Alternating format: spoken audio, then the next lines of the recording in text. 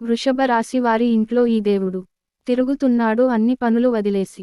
త్వరగా వీడియో చూడండి. ఫిబ్రవరి 2 తరువాత జరిగేది ఇదే. నిజం వింటే మీరు వణికిపోతారు. వృషభ రాశి వాళ్ళ ఇంట్లో ఈ యొక్క దేవత తిరుగుతూ ఉంది. ఈ దేవత యొక్క కటాక్షం ఎప్పటినుంచో మీ మీద, అలాగే మీ ఇంటిల్లపాది మీద ఉంది. కానీ మీరు మాత్రం ఆ దేవతని గుర్తించలేదు. అలాగే ఫిబ్రవరి 2 తర్వాత మీరు 5 అతిపెద్ద గుడ్ న్యూస్లు అనేవి వినబోతున్నారు. మీ జీవితంలో మీరు ఊహించని మార్పు అనేది జరగబోతుంది. కాబట్టి తక్షణమే ఈ వీడియోని ఎక్కడ స్కిప్ చేయకుండా పూర్తిగా చూడండి. ఎటువంటి పని ఉన్నా సరే వాటిని ఆపేసి వెంటనే మీరు ఈ వీడియోని చూడండి. అప్పుడు మీకు ఆ దేవత ఎవరు, ఆ దేవత మీ నుంచి ఏం కోరుతుంది, అలాగే మీకు వచ్చే 5 అతి పెద్ద గుడ్ న్యూస్లు ఏంటి అనే విషయాల గురించి ఇప్పుడు ఈ వీడియోలో మనం వివరంగా తెలుసుకుందాం. మొదటిగా మనం వృషభ రాశి వారి గురించి తెలుసుకోవాల్సి ఉంటుంది. కృత్తికా నక్షత్రం 2, 3, 4 పాదాలు. రోహిణి నక్షత్రం 1, 2, 3, 4 పాదాలు. మృగశిర నక్షత్రం 1, 2 పాదాలలో జన్మించిన వారు వృషభ రాశికి చెందుతారు. వృషభ రాశి అనగా ఎద్దు. ఈ రాశి వారికి అధిపతి శుక్రుడు. రాశి చక్రంలో ఈ వృషభ రాశి రెండవది. స్థిరత్వంగా ఉండుట, ఆనందంగా ఉండుట, వాత్సల్యము కలిగి ఉండుట, దృఢత్వం కలిగి ఉండుట, అచంచల విశ్వాసం కలిగి ఉండుట ఈ రాశి వారికి మూల సూత్రములు. వృషభ రాశి వారు మంచి ఆకర్షణీయమైనటువంటి రూపాన్ని కలిగి ఉంటారు. చూడడానికి అందంగా ఉండటమే కాదు, ఇతరులు చూడగానే వారి కష్టాలను వీరితో పంచుకుంటారు. వృషభ రాశి వారు మిత్రతత్వాన్ని కోరుకుంటారు. ప్రతి విషయాన్ని చాకచక్యంగా ఆలోచించి తెలివిగా నిర్ణయాలు తీసుకుంటారు. వృషభ రాశి వారు చాలా ప్రశాంతంగా సౌమ్య స్వభావం కలిగి ఉంటారు. ఈ రాశి వ్యక్తులకు తమ శక్తి సామర్థ్యాలు బాగా తెలుసు.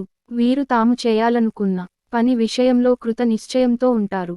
కఠినమైన నిర్ణయాలను తీసుకోవడానికి ఏమాత్రం వెనుకాడరు. వృషభ రాశి వారు క్రమశిక్షణను ఇష్టపడతారు.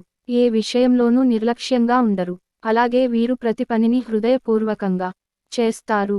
ఎవరికైనా సాయం చేయాల్సి వస్తే ముందుంటారు. అలాగే ఈ వృషభ రాశి వారు దయ, దానగుణము, క్షమాగుణము కలిగి ఉంటారు.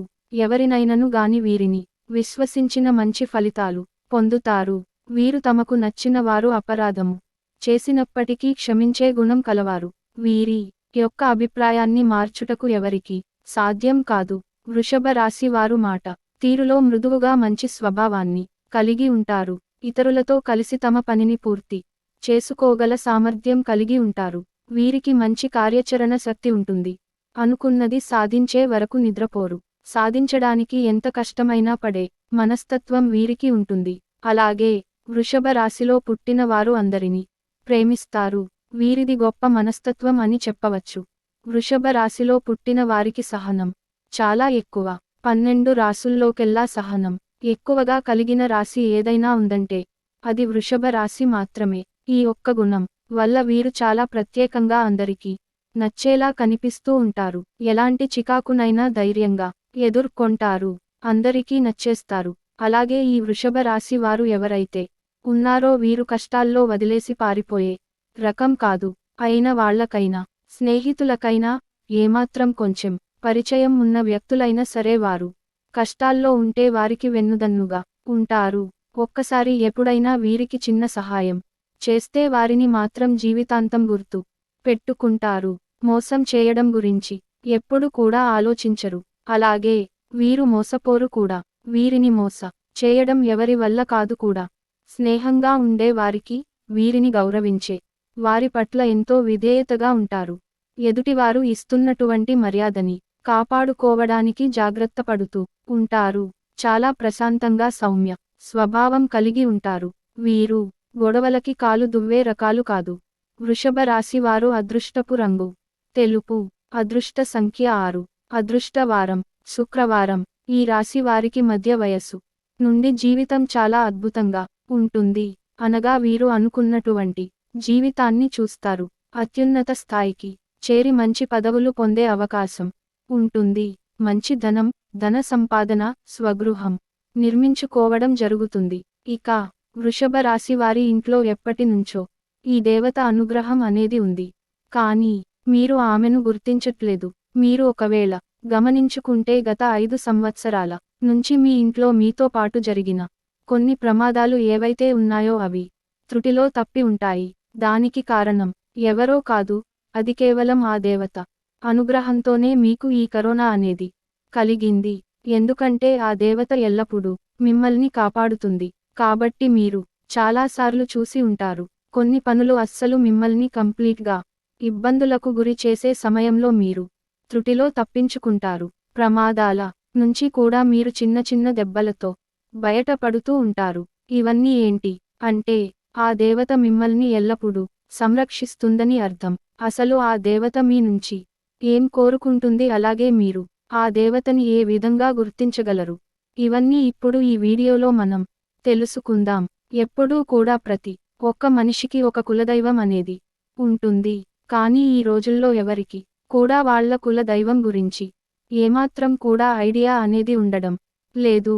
ఎప్పుడైతే మీ ఇంట్లో ఉన్న పెద్దవాళ్ళు మనకి చాలా చక్కగా, అలాగే మన ఊర్లో ఎక్కడైతే మనం ఉండే వాళ్ళమో అక్కడ కులదైవానికి సంబంధించిన ఏదో ఒక చిన్న గుడి కానీ లేదంటే మందిరం కానీ ఉండేది. కానీ ఈ రోజుల్లో ప్రతి ఒక్కరూ సిటీ లైఫ్లో బతుకుతున్నారు. అలాగే వాళ్ళు ఏమాత్రం కూడా ఇటువంటివన్నీ అస్సలు పట్టించుకోవట్లేదు. మీరు ఇవన్నీ ఎప్పుడు కూడా మంచిగా ఆరాధించుకోవాలి. ఇక ఇప్పటివరకు అయితే ఈ వృషభ రాశి వారు ఆర్థికంగా ఎంతో నష్టపోవడం జరిగింది. అంటే రాశి చక్రంలో అన్నిట్లోకి 12 రాసులలో చూసుకున్నట్లయితే ఆర్థికపరంగా చాలా ఎక్కువ శాతం నష్టపోయింది మాత్రం ఖచ్చితంగా ఈ వృషభ రాశి వారే అని మనం చెప్పుకోవచ్చు. కానీ ఈ రాశివారు ఆర్థికంగా నష్టపోయినట్టుగా ఏ రాశివారు కూడా నష్టపోలేదు. కానీ మీరు ఇంకా ఆ నష్టం నుంచి తేరుకోలేకపోయారని కూడా మనం గమనించవచ్చు. దీనికి కారణం మీ కుల దైవాన్ని మరిచిపోవడం. కులదైవాన్ని కానీ మీరు మర్చిపోతే మాత్రం మీకు చాలా రకాలైనటువంటి ప్రాబ్లమ్స్ అనేవి క్రియేట్ అవుతాయి. మనకి ఆ కారణం అనేది తెలియక సతమతమవుతూ ఉంటాం. ఎందుకు మనకి ఎప్పుడూ ఈ విధంగా జరుగుతుంది అని మనం ఆలోచనలో పడిపోతూ ఉంటాం. అలాగే మీ పెద్దవారిని అడిగి తెలుసుకోండి మీ కులదైవం ఎవరని. ఆ కుల దైవాన్ని మీకు కుదిరితే విగ్రహాన్ని కానీ లేదంటే పటాన్ని తీసుకొని రండి. అలా కుదరదు అనుకుంటే మాత్రం ఖచ్చితంగా కులదైవం పేరేంటి, కులదైవం ఎవరు అనేది తెలుసుకొని నిత్యం ఆమెను స్మరించుకుంటూ లేదంటే ఆ దేవతని అంటే మీ కులదైవాన్ని మీరు పూజించుకుంటూ ఆరాధించుకుంటూ ఆమెను నిత్యం మీరు పూజించుకోవాలి. ఇలా చేస్తే మీకు దేవతా కటాక్షం అనేది మరింత పెరుగుతుంది. అలాగే మీరు ఇక్కడ చేయాల్సిన మరొక పని ఖచ్చితంగా కులదైవం గురించి తెలుసుకొని ఒక మంచి రోజు చూసుకుని మీ పెద్ద వాళ్లతో మాట్లాడుకుని మీ కులదైవాన్ని ఇంట్లో ప్రతిష్ఠించుకోవాలి. మీరు ఎంత పెద్ద సిటీస్లో ఉన్నా సరే దైవం ముందు అవి ఏమి పనికిరావు. మనకి ఏది కూడా దైవం అనుగ్రహం లేనిదే పొందలేము.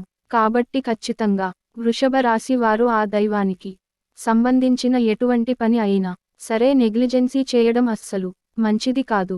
కాబట్టి మీరు మీ కుల దైవాన్ని గురించి పెద్దవాళ్లని అడిగి ఖచ్చితంగా తెలుసుకోండి.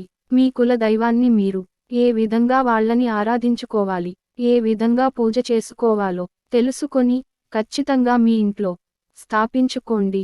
అలాగే మీరు ఫస్ట్ చేయవలసిన పని ఏమిటంటే మీరు ఏదైతే ఎక్కువ శాతం పక్క వాళ్ళని ఎక్కువగా నమ్మేస్తూ ఉంటారు ఆ పనిని వెంటనే తక్షణం మీరు మానేయాలి. ఎందుకంటే మీరు ఎప్పుడూ కూడా పక్కన వాళ్ళని గుడ్డిగా నమ్మేస్తూ ఉంటారు. ప్రతి ఒక్క పనిని ప్రతి ఒక్క విషయాన్ని అంతా ఓపెన్గా చెప్పేస్తూ ఉంటారు. వృషభ రాశి వారు ఎప్పుడు చూసినా కూడా మీరు ఎంతో శ్రమ పడుతూ ఉంటారు. అలాగే ఒక పనిని ఎంతో శ్రద్ధగా చేస్తూ ఉంటారు. కానీ లాస్ట్ మూమెంట్లో అది విఫలం అవుతుంది. దానికి కారణం కూడా ఓపెన్గా ఉండడం. ఎప్పుడూ కూడా ఏ పని అయినా చేయాలి అనుకుంటే మీరు ఎవరికి చెప్పకుండా దాన్ని శ్రద్ధగా ఎంతో కష్టపడి పని చేయండి. అలాగే మీద నమ్మకం పెట్టుకొని దైవం మీద మీరు నమ్మకం పెట్టుకొని మీ పని మీరు చేసుకోండి. ఆ పని అయిన తర్వాత అప్పుడు మీ పక్కవారికి చెప్పి చూడండి. ఒక్కసారి ఇలా ట్రై చేసి చూడండి. మీకే తెలుస్తుంది ఎటువంటి ఆటంకాలు లేకుండా ఎంతో చక్కగా మీ పని అనేది పూర్తవుతుంది. వృషభ రాశి వారు ఎంతో ఖచ్చితంగా పనిచేస్తారు, టాలెంట్గా ఉంటారు. మీకు పక్క నుంచి కానీ వేరే వాళ్ళ నుంచి కానీ సపోర్ట్ అనేది దొరకదు. మీకు కానీ కాస్త సపోర్ట్ అనేది దొరికితే మాత్రం మీరు అవకాశాన్ని అందుకుంటారు. కానీ మీకు ఆ సపోర్టు లేకపోవడం వలన మీరు ఎక్కువ శాతంగా ఫీల్ అవుతూ ఉంటారు. అయితే ఇక మీదట మీరు బాధపడాల్సిన పని లేదు. మీ గ్రహాల్లో ఇప్పుడు అవి మీకు చాలా అనుకూలంగా మారబోతున్నాయి.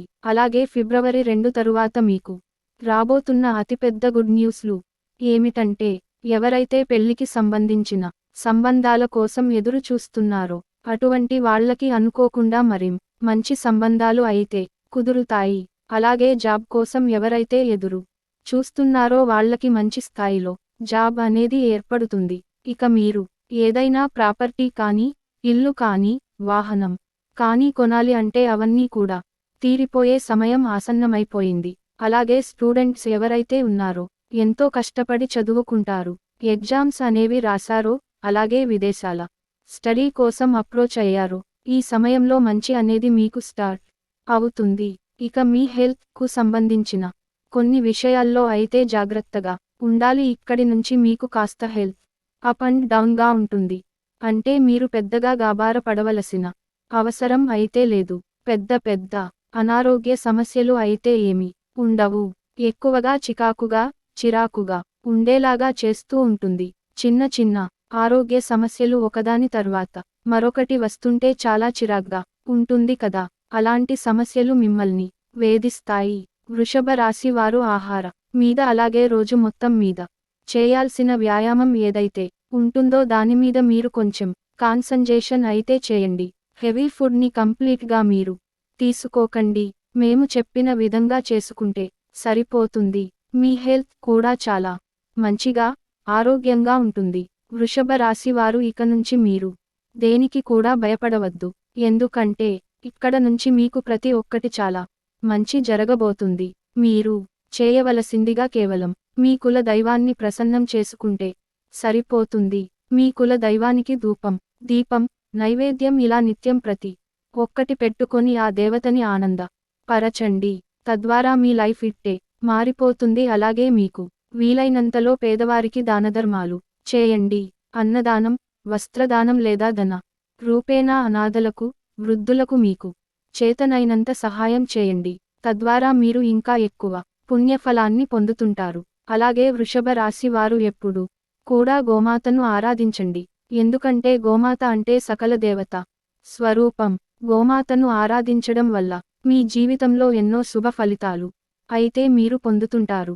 ఎందుకంటే సకల దేవతల యొక్క ఆశీర్వాదాలు మీకు తోడుగా ఉంటాయి. ఈ వృషభరాశి వారు నిత్యం ఇంట్లో దీపారాధన చేసుకోవాలి. ఇలా దీపం వెలిగించి దేవుడిని ప్రార్థించడం వల్ల మీ కోరికలు త్వరగా నెరవేరుతాయి. ఈ వృషభరాశి వారి మనసులోని భావనలు భగవంతుడికి త్వరగా చేరుతాయి. ఈ దీపం మనసుకు శాంతిని ఇస్తుంది. మెరిసే కాంతి దుష్ట శక్తులను దూరం చేస్తుంది. అలాగే తులసి కోట ముందు కూడా దీపం వెలిగిస్తే మీకు సకల శుభాలు కలుగుతాయని జ్యోతిష్య నిపుణులు చెబుతున్నారు. వృషభ రాశికి చెందిన వ్యక్తులు మంగళవారం నాడు దుర్గాదేవికి కుంకుమ పూజ చేసి మినుములు దానం ఇవ్వాలి. అలాగే గురువారం నాడు శివాలయంలో అభిషేకం చేసిన తర్వాత శనగలు దానం ఇవ్వాలి. ఇలా చేయటం వలన మీకు మంచి శుభ ఫలితాలు అయితే కలుగుతాయి.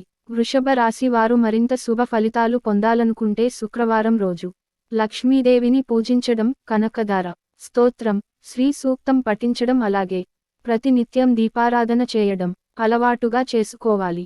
ప్రతినిత్యం దీపారాధన వలన శక్తి స్వరూపమైన అమ్మవారు అనుగ్రహించి ఇతి బాధలను తొలగిస్తుంది. అలాగే శ్రీకృష్ణుణ్ణి పూజించడం, ఆరాధించడం, శ్రీకృష్ణుని ఆలయ దర్శనం వలన మీరు మరింత శుభ ఫలితాలను పొందవచ్చు. ఫ్రెండ్స్, ఈ వీడియో గనుక మీకు నచ్చినట్లయితే ప్లీజ్ లైక్ చేసి మీ ఫ్రెండ్స్కి షేర్ చేయండి. అలాగే మా కొత్త వీడియోస్ మీకు వెంటనే చేరాలంటే మన ఛానల్ని సబ్స్క్రైబ్ చేసుకొని పక్కనే ఉన్నటువంటి బెల్ ఐకాన్ని ప్రెస్ చేయండి. ధన్యవాదములు.